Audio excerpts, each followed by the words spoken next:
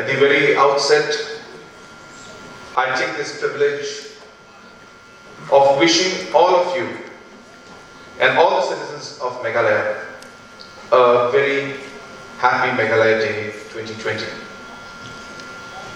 Friends, achieving statehood is a moment as also a gift.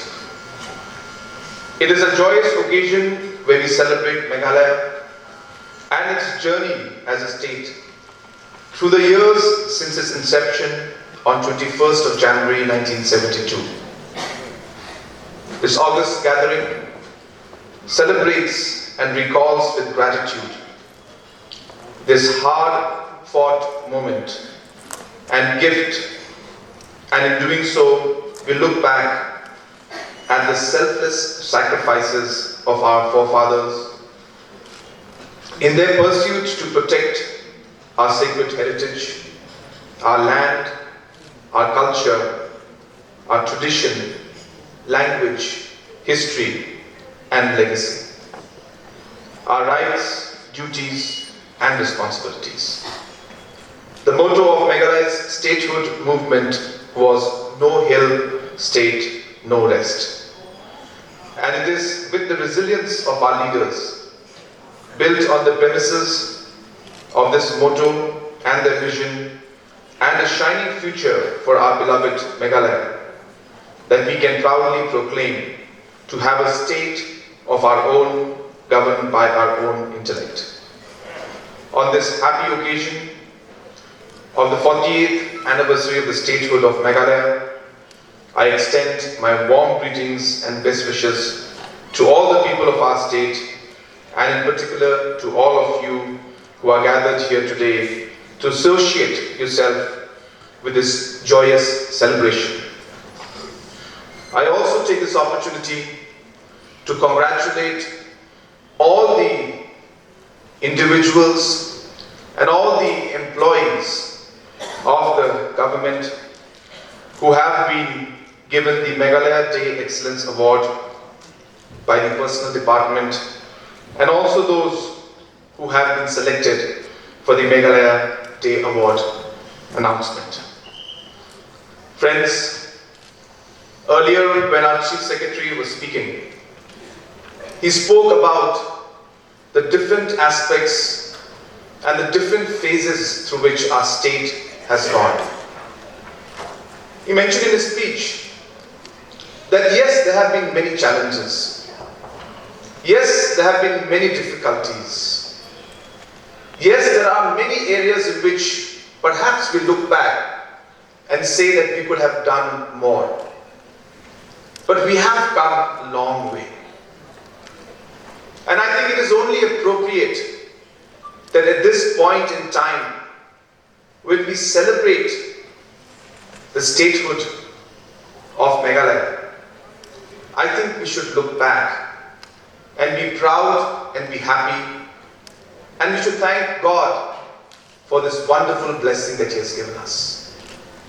I take this opportunity to remember and to thank all the people who have brought this state to where it is today. All the previous chief ministers who have worked tirelessly, all the previous ministers, all the previous MLAs, all the previous chief secretaries, all the previous peons or drivers, and every single person who has contributed to make Meghalaya and bring this state to where it is. While I was watching that video, this beautiful video that was made, I couldn't help but hear that old lady, the senior lady. She mentioned one line where she said that we wanted the statehood. And on one particular day, when they were there in front of, I think, the secretariat she was mentioning, she said that we were willing to die. And today, friends, I think the moment we should remember those sacrifices and those challenges that our seniors and our people who fought for the statehood faced. And I think today, we don't need the slogan of dying for the state. We should now have a slogan which should say, we should live for the state. And I think that is what the message is for everyone. That yes, our forefathers have done their part, but now we need to do our part by living for our nation, by living for our state, by doing what we need to do to take our state forward. Friends, on this occasion, we heard our Honorable Minister for IPR mention that we have a week-long celebration in different districts. There are two reasons why we're doing this.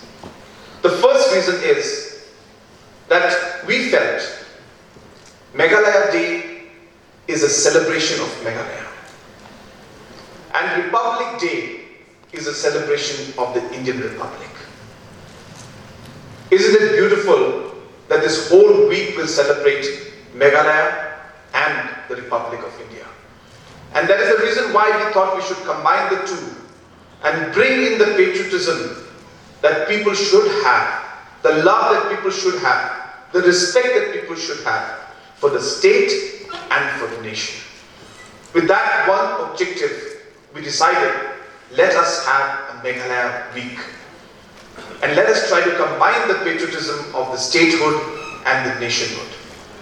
Number two reason why we thought that we should have a week-long program is because we need to be reminded every year, in fact every day, we need to be reminded on how lucky we are. We take it for granted that we have a state. There are many people, there are many groups, communities who even till today fight for their identity and for recognition. As people of the hills, we are lucky that the government of India at that point in time, our Prime Minister late Indira Gandhi, gave us the statehood. And I think there are times when we forget about it. I think there are times when we take it for granted. I think there are times, or there are moments, or there are individuals, I can tell you, who do not even know what happened and how we got the statehood. And when you don't know how we got it, what our forefathers went through, I don't think we will appreciate it. So we need to be reminded, continuously reminded, and made to feel and believe that yes, this is special. You go to any part of the world, you go to Israel, you go to America, even in our own country, there are monuments, there are different documentaries, there are different books that remind us every time, or remind them about their country's struggle. We need to do more. I can tell you, I have two young daughters, and there are many young children in our population. Almost close to 72% of our population is below the age of 32. 72%, that's huge, is below 32. I can tell you a number of them don't even know how we got our statehood. And if they don't know how we got our statehood, how will they appreciate it? How will they value it? Therefore, the second objective of trying to have this program, a week-long program, is to continuously remind and educate even our young generation about what sacrifices our forefathers went through. And I think it's important that these reminders must be given, documentation must be done, books must be written, video clips must be collected, different speeches and articles must be made, and different museums and different infrastructure should be created that will give the knowledge and information to the young generation about how we got our state and how and why we should value it. We have started collecting information, as you're aware, on the statehood, the fight for the statehood. We have a committee that has been formed that is preparing a coffee table book. The coffee table book is only the final culmination of the research, but a massive research will be done onto every documentation of how we got our statehood. What you saw in the video was just part of what has been done. There is much more to it. There are different people who make different slogans, there are different songs that were written, there were different events that took place, there were arguments, there were debates that took place. We need to document all of that. And this committee has been given the charge to prepare this and present it to us in the next 1 year.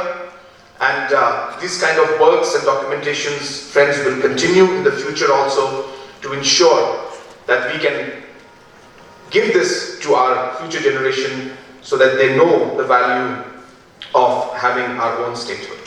So we're going to be focusing a lot on that, and we'll be ensuring that we manage to collect all that data. Friends, having said that, there are a lot of challenges that we face in the times to come and in different sectors that we're looking at. As a government, we have been giving a lot of priority to ensure that there is efficiency in the system and the delivery mechanism to the grassroots level improves, so that overall the schemes that we implement must improve.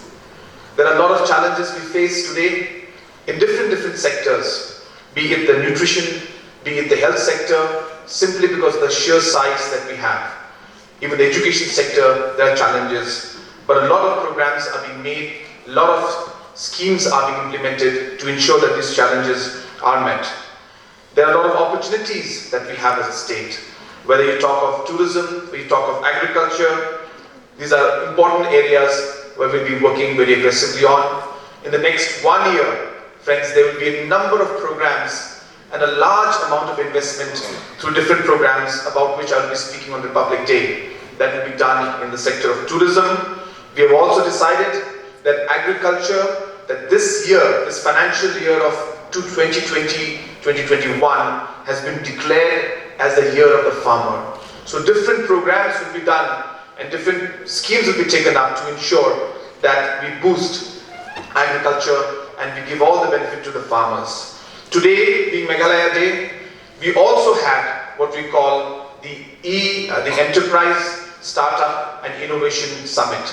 This is a summit that is meant to promote entrepreneurship.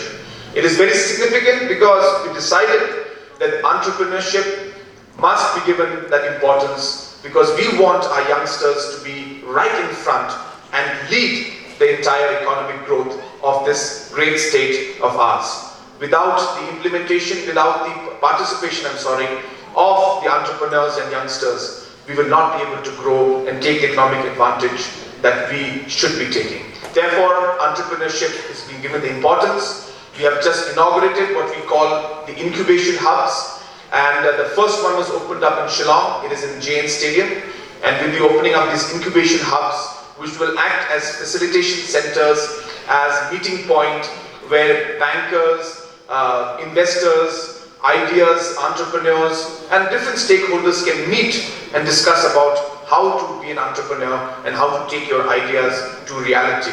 So these entrepreneurship programs will continue again in this whole year. At the same time, you are aware that last year we had started a program where we started to recognize young entrepreneurs, and every month there was an award which is called the Meg Era Award, which is the Meghalaya Entrepreneurship Recognition Award, where we recognized one entrepreneur every month and awarded the person with 1 lakh, and at the same time we ensured that we guided them and gave them all the support to become more successful.